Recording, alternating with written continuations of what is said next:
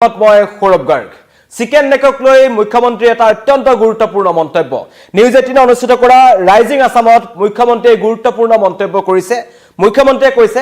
যে বাংলাদেশে যি ধৰণৰ ভাৰতক লৈ ভাবুকি প্ৰদান কৰি আছে আৰু বাৰম্বাৰ উত্তৰ পূৰ্বাঞ্চলৰ মানচিত্ৰ তথা চিকেন নেকক লৈ তেওঁলোকে যিবোৰ ভাবুকি ভৰা মন্তব্য কৰি আছে মুখ্যমন্ত্ৰীয়ে কালি নিউজ 18 ৰ ৰাইজিং আসামত এটা মন্তব্য কৰিলে যে প্ৰয়োজন যদি হয় বা ভাৰতে এতিয়াও বাংলাদেশৰ 22 কিলোমিটাৰ মাটি লৈ লব লাগে আৰু এটো বহু আগতে লৈ লব লাগিছিল তাৰ কাৰণে তেওঁ প্ৰাক্তন প্ৰধানমন্ত্ৰী ইন্দিৰা গান্ধীক দোষাৰোপ কৰিছে আৰু কালি কৈছে শিলিগুৰিৰ চিকেন নেকটোকে খলাই পেলাব লাগে আৰু প্ৰয়োজনত আমি খলাই পেলাম আৰু শিলিগুৰি চিকেন নেকক লৈ মুখ্যমন্ত্ৰীয়ে গুৰুত্বপূৰ্ণ মন্তব্য বাংলাদেশৰ স্বাধীনতাৰ সময়তেই চিকেন নেকত থকা 16 কিলোমিটাৰ মাটি আমি লৈ লব লাগিছিল যেটো ভুল কৰিলে ইন্দিৰা গান্ধীয়ে আৰু যাৰ ভুলৰ পৰিণতি আজি আমি ভুগি আছো কাৰণ বাংলাদেশে এতিয়া আমাক ভাবুকি দিব পৰা হল যদি তেতিয়া প্ৰধানমন্ত্ৰী নৰেন্দ্ৰ মোদী থাকিলেতেন তেতিয়া কিন্তু সেই 22 কিলোমিটাৰ বা 16 কিলোমিটাৰ মাটি প্ৰধানমন্ত্ৰী মোদীয়ে লৈ পেলালেতেন এই মন্তব্য কৰিছে মুখ্যমন্ত্ৰী ডক্টৰ হিমন্ত বিশ্ব শৰ্মাই অত্যন্ত এটা গুৰুত্বপূৰ্ণ মন্তব্য কাৰণ বাংলাদেশ জ্বলি আছে আৰু বাংলাদেশৰ পৰা বাৰম্বাৰ উত্তৰ পূৰ্বাঞ্চলখনৰ কাৰণে ভাবুকি তেওঁলোকে প্ৰদান কৰি আছে বাৰম্বাৰ তেওঁলোকে চিকেন নেকৰ কথা কৈ আছে যে চিকেন নেকটো তেওঁলোকে ভাঙি বা তাতেই উত্তৰ পূৰ্বাঞ্চলক ভাগ কৰি তেওঁলোকে উত্তৰ পূৰ্বাঞ্চলখন নিজৰ মাজলৈ লৈ আনিব মহম্মদ ইউনুছৰ ফালৰ পৰা বাৰম্বাৰ তেওঁলোকে ভাবুকি ভৰা বাৰ্তা আহিছে বা তেওঁলোকে যিখন মানচিত্ৰ বিতৰ্কিত মানচিত্ৰ তেওঁলোকে পাকিস্তানৰ হাতত দিছে য'ত উত্তৰ পূৰ্বাঞ্চলখন সামৰি লৈছে এইখিনি সময়তে কিন্তু অত্যন্ত এটা গুৰুত্বপূৰ্ণ মন্তব্য তেওঁ কৰিলে আৰু লগতে কৈছে যে ইন্দিৰা গান্ধীয়ে কৰা ভুল 1971 চনত যেতিয়া পূব পাকিস্তানৰ পৰা স্বাধীন কৰাই দিয়া হৈছিল আৰু তাত ভাৰতে এটা গুৰুত্বপূৰ্ণ ভূমিকা গ্ৰহণ কৰিছিল ভাৰতীয় সেনাই এটা গুৰুত্বপূৰ্ণ ভূমিকা গ্ৰহণ কৰিছিল কিন্তু 1971 চনৰ বাংলাদেশৰ মুক্তিযুদ্ধৰ সময়তে হেতু কাম কৰিব লাগিছিল কিন্তু সেই সময়ৰ কংগ্ৰেছৰ প্ৰধানমন্ত্ৰী ইন্দিৰা গান্ধীয়ে হেতু কাম নকৰিলে আৰু মোদী হোৱালে কৰিলেহেঁতেন কিন্তু ইন্দিৰা গান্ধীয়ে সেই কাম নকৰাৰ বাবে আজি বাংলাদেশে আমাক ভাবুকি দিব পৰা হল আমি যিকোনো প্ৰকাৰে বুদ্ধিৰে হওক বা যুদ্ধৰে হওক 22 কিলোমিটাৰ মাটি বাংলাদেশৰ লৈ লব লাগে আৰু প্ৰয়োজন হলে আমি লমেই বুলি মুখ্যমন্ত্ৰী এটা হুংকাৰ প্ৰদান কৰিছে আৰু লগতে কৈছে যে বাংলাদেশী আমাক চিকেন নেকৰ কথা কৈ বাৰম্বাৰ ভাবুকি প্ৰদান কৰি থাকে আৰু সেই সুযোগকন হেতু কাৰণে দিয়া হল কাৰণ সেই 1971 চনতে যদি সেই মাটিখিনি বা সেই চিকেন নেকৰ ভিতৰলৈ 16 কিলোমিটাৰ মাটি বাংলাদেশৰ পৰা ভাৰতে লৈ থলেহেঁতেন তেন্তে এই সমস্যাটোৰ উকমুকনি বা এই সমস্যাটোৰ উদ্ভাৱন নহলহেঁতেন কিন্তু এক প্ৰকাৰ সেই সময়ৰ প্ৰধানমন্ত্ৰী ইন্দিৰা গান্ধীকে তেওঁ দোষাৰোপ কৰিছে আৰু কৈছে যে বাংলাদেশে যদি এতিয়া যি তেওঁলোকৰ মৌলবাদী শক্তিৰ হাতত ধৰি তেওঁলোকে ভাবুকি প্ৰদান কৰি আছে এতিয়া যদি পুনৰ সেই ভাবুকি প্ৰদান কৰে তেন্তে এতিয়াও ভাৰতে 22 কিলোমিটাৰ মাটি বাংলাদেশৰ পৰা লৈ লব মুখ্যমন্ত্ৰীয়ে কি মন্তব্য কৰিছিল মই আপোনালোকক শুনাব বিচাৰিছো When India liberated Bangladesh, Indira Gandhi could have said to Sheikh Mujibur कि मुझे आप 16 किलोमीटर खाली भूखंड दीजिए मेरा चिकन नेक का प्रॉब्लम सॉल्व हो जाए That was the minimum we could have asked from that then Bangladesh. Pakistan नतमस्तक थे बांग्लादेश का लोग भारत का ऊपर ग्रेटिट्यूड में था कि आप जो भी बोले हम करूंगा इंदिरा गांधी को क्या करना था कि देखो this is the map of India we are connected to the North East through a small chicken neck मैं आपको दूसरा जगह में जमीन दे देता हूं हम बुरा भी आपको नहीं सोचूंगा मुझे इसको आप सीधा करने के लिए just help us and that is the cost I am asking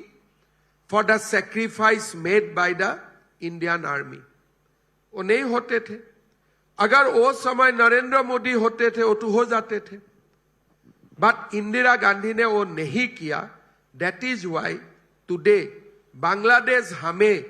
एक बांग्लादेश जैसा देश भी हमें धमकी देते हैं चिकन नेक को लेके जेएनयू में जो देशद्रोही खड़ा होते हैं वो लोग भी हमकी धमकी देते हैं चिकन नेक के लिए तो मैं तो भारत सरकार से दरखास्त करूंगा कभी ना कभी या बल से या डिप्लोमेसी से हमें और 20-22 किलोमीटर जमीन हमें लेना है और ये चिकन नेक का क्वेश्चन से हमें नॉर्थ ईस्ट को बाहर करना है।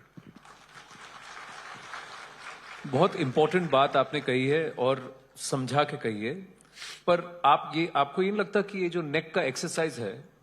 इसको पिछले 12 साल में भी हम धीरे धीरे कर सकते थे, ये कि थोड़ा चौड़ा हो जाए? नहीं, that is not possible in A peaceful atmosphere. Surgery तभी होते हैं जब बीमार मेडिसिन से ठीक नहीं होते हैं। जब हसीना प्राइम मिनिस्टर थे उस समय any that kind of surgery would have a political cost for our friend, because it was a friendly government. जी, ऐसा सर्जरी करने का समय तब आते हैं जब यूनिस जैसा सरकार रहते हैं। मेरा लगता है कि बांग्लादेश ज्यादा चिकन नेक का बात बोलेगा तो चिकन नेक हम रिप्लेस कर दूंगा। तो इसीलिए हमेशा सीजरियन ऑपरेशन तभी होते हैं जब नॉर्मल ऑपरेशन संभव नहीं होते हैं, and this is not a case of normal operation. कोई ना कोई लोग, कोई ना कोई देश का प्रधानमंत्री, कोई ना कहीं समय भारत का सेना, आप हमें देख के जाना है या नहीं देख के जाना है, बट आप मान लीजिए दैट वो होगा ही होगा। আপুনি বিচৰা বাতৰি পাব কেৱল নিউজ 18 এপত। মুখ্যমন্ত্ৰীৰ মন্তব্য শুনিলে মুখ্যমন্ত্ৰীৰ স্পষ্ট কথা, বাংলাদেশক প্ৰত্যুত্তৰ দিয়াৰ সময় আহি পৰিছে। কাৰণ বাংলাদেশে বাৰম্বাৰ উত্তৰ পূৰ্বাঞ্চলখনক লৈ তেওঁলোকে ভাবুকি প্ৰদান কৰি আহিছে। তেওঁলোকৰ যিখন মানচিত্ৰ আছে, মানচিত্ৰত তেওঁলোকে অখণ্ড বাংলাদেশ বুলি এই উত্তৰ পূৰ্বাঞ্চলখনক তেওঁলোকে সংলগ্ন কৰিছে। মহম্মদ ইউনুছৰ শেহতীয়া ভাৰত তথা উত্তৰ পূৰ্বাঞ্চলৰ কাৰণে স্থিতি কি আমি সকলোৱে দেখি আছো। আৰু সেইখন দেশত এতিয়া হিন্দু লোকসকলৰ ওপৰত, সংখ্যালঘু লোকসকলৰ ওপৰত অত্যাচাৰ হৈছে। ভাৰত বিৰোধী এটা আন্দোলন চলি আছে, ভাৰত বিৰোধী তেওঁলোকে শ্লোগান দিছে। তেনে সময়ত তেওঁলোকে বাৰম্বাৰ বাংলাদেশৰ দৰে এখন সৰু ৰাষ্ট্ৰ হৈ তেওঁলোকক স্বাধীনতা দিয়াৰ ক্ষেত্ৰত ভাৰতৰ আটাইতকৈ বেছি ভূমিকা আছে। ভাৰতীয় সেনা যদি নগ'লহেঁতেন তেন্তে বাংলাদেশ সদায় সেই পাকিস্তানৰ জোতাৰ তলতে থাকিবলগীয়া হ'লহেঁতেন, সেনা বাহিনীৰ অত্যাচাৰ তেওঁলোকে সহ্য কৰি থাকিবলগীয়া হ'লহেঁতেন। সেইবোৰ হয়তো তেওঁলোকে পাহৰি পেলাইছে, তেওঁলোকৰ নতুন প্ৰজন্মই পাহৰি পেলাইছে। আৰু এতিয়া তেওঁলোকে শিলিগুৰি চিকেন নেকক লৈ বাৰম্বাৰ ভাবুকি প্ৰদান কৰি আছে। মুখ্যমন্ত্ৰীয়ে এইটো কথাই ক'লে যে বলেৰে হওক বা বুদ্ধিৰে হওক আমি চিকেন নেকটো যি সমস্যা আছে সেই সমস্যা সমাধান কৰিব লাগিব। সেই সমস্যা সমাধান কৰিবৰ কাৰণে আমাক 20-22 কিলোমিটাৰ মাটি লাগিব, আৰু এই 20-22 কিলোমিটাৰ মাটি আমি যিকোনো প্ৰকাৰে ল'ব লাগে বুলি মুখ্যমন্ত্ৰীয়ে মন্তব্য কৰিছে। আৰু এই মাটিখিনি লোৱাৰ সময় আছিল, সুবৰ্ণ সুযোগ আমাৰ হাতত আছিল 1971 চনতেই, কিন্তু সেই কাম ইন্দিৰা গান্ধীয়ে নকৰিলে। আৰু তাৰ কাৰণে এতিয়া বাংলাদেশে আমাক, বাংলাদেশৰ দৰে এখন সৰু ৰাষ্ট্ৰই আমাক ভাবুকি প্ৰদান কৰিব পৰা হ'ল। তেওঁ এইটো কথাই মন্তব্য কৰিছে আৰু কৈছে বাংলাদেশে যদি পুনৰ চিকেন নেকৰ কথা কৈ আমাক ভাবুকি প্ৰদান কৰি থাকে, যিটো আমাৰ অখণ্ডতাৰ প্ৰতি এটা ডাঙৰ ভাবুকি, যদি পুনৰ ভাবুকি প্ৰদান কৰে তেন্তে কিন্তু আমি চিকেন নেকটোকে সলাই পেলাম আৰু প্ৰয়োজনত 22 কিলোমিটাৰ মাটি আমি লৈ ল'ম। এই মন্তব্য মুখ্যমন্ত্ৰীয়ে কৰিছে। মই পুনৰবাৰ কৈছোঁ, যিটো ৰাইজিং আছাম অনুষ্ঠান হৈছিল তাত মুখ্যমন্ত্ৰীয়ে গুৰুত্বপূৰ্ণ মন্তব্য কৰিছে। আৰু তেওঁ সেই সময়ৰ তদানীন্তন প্ৰধানমন্ত্ৰী ইন্দিৰা গান্ধীৰ কথাও তেওঁ প্ৰসংগক্ৰমে কৈছে, কাৰণ তেওঁলোকৰ যি প্ৰধানমন্ত্ৰী আছিল তেওঁৰ হাতত সেই শক্তি আছিল, কাৰণ বাংলাদেশৰ স্বাধীন কৰাৰ ক্ষেত্ৰত আটাইতকৈ বেছি ভূমিকা ভাৰতীয় সেনাৰ আছিল। আৰু প্ৰয়োজন হোৱা হ'লে যিটো দূৰদৰ্শী যদি চিন্তা কৰিলেহেঁতেন যে ভৱিষ্যতে চিকেন নেকটোক লৈ সমস্যা আহিব পাৰে, সেইকাৰণে 16 কিলোমিটাৰ মাটি তেতিয়াই যদি ইন্দিৰা গান্ধীয়ে লৈ থ'লেহেঁতেন বা ভাৰতৰ ভূমিলৈ লৈ আনিলেহেঁতেন, তেতিয়া কিন্তু আজিৰ যি সমস্যা সৃষ্টি হৈছে। বাংলাদেশে চিকেন নেকক লৈ বাৰম্বাৰ মন্তব্য কৰি আছে, তেওঁলোকে বাৰম্বাৰ ভাৰতৰ বিৰুদ্ধে, ভাৰতৰ অখণ্ডতাৰ প্ৰতি তেওঁলোকে ভাবুকি প্ৰদান কৰি আহিছে, পাকিস্তানৰ সৈতে তেওঁলোকে হাত মিলাইছে, অন্য বিভিন্ন ক্ষেত্ৰত তেওঁলোকে এতিয়া ভাৰতক ভাবুকি দিব পৰা হ'ল, বাংলাদেশৰ দৰে এখন ৰাষ্ট্ৰই। আৰু সেইকাৰণে কালি সেই অনুষ্ঠানত শিলিগুৰিৰ চিকেন নেকক লৈ মুখ্যমন্ত্ৰীয়ে, ইয়াৰ আগতে মুখ্যমন্ত্ৰীয়ে মন্তব্য কৰিছে যে চিকেন নেকটো যদি তেওঁলোকে কৈ আছে তেন্তে আমি 2টা চিকেন নেকৰ ব্যৱস্থা কৰিব লাগে, মুখ্যমন্ত্ৰীয়ে মন্তব্য কৰিছিল। আৰু কালি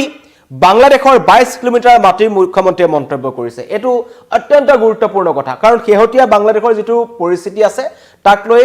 দিল্লী অত্যন্ত গুৰুত্ব সহকাৰে সমগ্ৰ ঘটনাটো লৈছে। আৰু বাংলাদেশৰ অনুপ্ৰৱেশকাৰী যিটো সমস্যা বা বাংলাদেশৰ যিবোৰ মৌলবাদী শক্তিৰ উত্থান হৈছে, সেই মৌলবাদী শক্তিসমূহে উত্তৰ পূৰ্বাঞ্চলক এটা কৰিডৰ হিচাপে তেওঁলোকে ব্যৱহাৰ কৰিছে আৰু মুখ্যমন্ত্ৰীয়ে কালি এই কথাটো পুনৰবাৰ কৈছে যে প্ৰতিদিনে বাংলাদেশৰ পৰা আমাৰ অসমলৈ বা উত্তৰ পূৰ্বাঞ্চললৈ কিন্তু বাংলাদেশী আহি আছে সেয়া মেঘালয়ৰ ডাউকি হওক সেয়া লাগিলে ত্ৰিপুৰা সীমান্তৰে হওক লাগিলে সেয়া অসমৰ সীমান্তৰেদি হওক কিন্তু বাংলাদেশী আহি আছে লাগিলে পশ্চিমবংগৰ সীমান্তৰেদি হওক কিন্তু বাংলাদেশী প্ৰতিদিনে আহি আছে জাক বাংলাদেশী আহি আছে যেটো কংগ্ৰেছ চৰকাৰৰ দিনত বাংলাদেশী অহা নাই বুলি এনেকুৱা ধৰণৰ এটা পৰিবেশৰ সূচনা কৰিবলৈ চেষ্টা কৰা হৈছিল যে বাংলাদেশীৰ সমস্যা শেষ হৈ গৈছে এনেকুৱা ধৰণৰ কথা ক'বলৈ চেষ্টা কৰা হৈছিল মুখ্যমন্ত্ৰীয়ে মন্তব্য কৰিছে কিন্তু বাংলাদেশী অনুপ্ৰৱেশকাৰী সমস্যাটো যে এতিয়াও এটা জ্বলন্ত সমস্যা সেই কথা মুখ্যমন্ত্ৰীয়ে কিন্তু কালি একেমুখে তেওঁ স্বীকাৰ কৰিছে আৰু লগতে কৈছে যে এতিয়াও আহি আছে আৰু তেওঁলোকৰ এতিয়া বাংলাদেশীৰ ডেষ্টিনেশ্যন অসম নহয় এতিয়া বাংলাদেশীৰ ডেষ্টিনেশ্যন উত্তৰ পূৰ্বাঞ্চল নহয় এতিয়া বাংলাদেশীৰ কৰিডৰ হৈছে অসম বা উত্তৰ পূৰ্বাঞ্চল অসম আৰু উত্তৰ পূৰ্বাঞ্চল হৈ তেওঁলোক ভাৰতৰ অন্য ৰাজ্যসমূহলৈ যায় তাত তেওঁলোকে নতুনকৈ থিতাপি মেলিছে এই মন্তব্য মুখ্যমন্ত্ৰীয়ে কৰিছে যেটো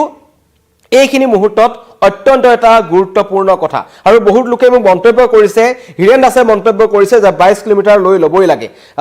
মনমোহন খাকলাৰে মন্তব্য কৰিছে অতি সোনকালে এই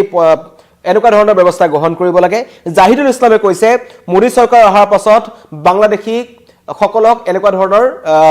যি তেওঁলোকে ভাবুকি প্ৰদান কৰি আছে তাৰ প্ৰত্যুত্তৰ দিব লাগে ৰাইজে মন্তব্য কৰিছে মুখ্যমন্ত্ৰীৰ এই মন্তব্য অত্যন্ত গুৰুত্বপূৰ্ণ হ'ব কাৰণ দেশৰ অখণ্ডতাৰ প্ৰতি ভাবুকি আহি আছে কাৰণ যেতিয়াৰ পৰাই ছাত্ৰ আন্দোলন হ'ল বাংলাদেশৰ পৰিস্থিতি আমি দেখিছো তাত মৌলবাদী শক্তিৰ উত্থান হৈছে তাৰ পৰা বাৰম্বাৰ এই যি শৰীফ উছমান হাদি যিজনৰ মৃত্যু হ'ল লগতে তেওঁলোকৰ যিসমূহ ছাত্ৰ সমাজৰ নেতা আছে নতুন যিসকল নেতা আছে আৱামী লীগৰ কথা সম্পূৰ্ণ হুকিয়া আছিল কালি মুখ্যমন্ত্ৰীয়ে এই কথাটো কৈছে যে আৱামী লীগ থকালৈকে ভাৰতৰ সৈতে বাংলাদেশৰ এটা বন্ধুত্বমূলক সম্পৰ্ক আছিল আৰু দুইখন দেশে বন্ধুত্বসুলভ এটা সম্পৰ্কৰ মাজেৰে কাম কৰি গৈছিল কিন্তু এতিয়া যিখন নতুন বাংলাদেশ বুলি তেওঁলোকে কথা কৈ আছে বা নতুন বাংলাদেশ বুলি তেওঁলোকে দাবী কৰিছে যেটো আগষ্ট মাহৰ পিছত আমি দেখিছো সেই দেশখনত কিন্তু এতিয়া প্ৰতিটো মুহূৰ্তত ভাৰত বিৰোধী শ্লোগান তেওঁলোকে দিছে প্ৰত্যেকজন নাগৰিকে ভাৰত বিৰোধী যেন লাগে তাত মৌলবাদী শক্তি উত্থান হৈছে তাত আৰু বাংলাদেশী মানে জেহাদী এনেকুৱা ধৰণৰ মন্তব্য একাংশৰ ফালৰ পৰা আহিছে কাৰণ জেহাদীৰ হটস্পটত পৰিণত হৈছে এই বাংলাদেশখন আৰু তাৰ পৰাই পাকিস্তানৰ সেনা বাহিনী তালৈ আহিছে ISI আহিছে বিভিন্ন ধৰণৰ হিজবুল মুজাহিদিনৰ দৰে সন্ত্ৰাসবাদী সংগঠনে তেওঁলোকৰ লঞ্চ পেড হিচাপে ব্যৱহাৰ কৰি আছে বাংলাদেশখন আৰু তেওঁলোকৰ টাৰ্গেট হৈছে উত্তৰ পূৰ্বাঞ্চল আৰু উত্তৰ পূৰ্বাঞ্চলত শেহতীয়াকৈ যিমান পাকিস্তানী স্পাই ধৰা পৰিছে বাংলাদেশী সাইবাৰ সেল ধৰা পৰিছে তাৰ পৰা এটা কথা স্পষ্ট হয় যে বহুত তথ্য প্ৰমাণ এই উত্তৰ পূৰ্বাঞ্চলত থাকি একাংশ সাইবাৰ সেল বা তেওঁলোকৰ চোৰাংচোৱাই